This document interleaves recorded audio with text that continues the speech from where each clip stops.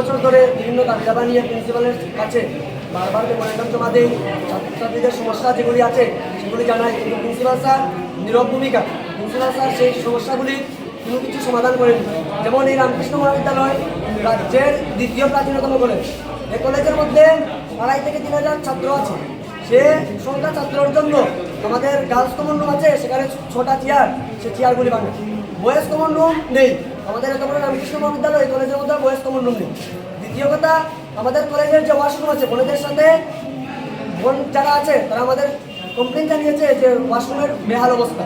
তারপরে কলেজের মধ্যে বহিরাগত অনুপ্রবেশ হচ্ছে। সেই বহিরাগত অনুপ্রবেশকারীরা আমাদের ছাত্রী বোনদের সাথে অশ্লীল ব্যবহার করছে।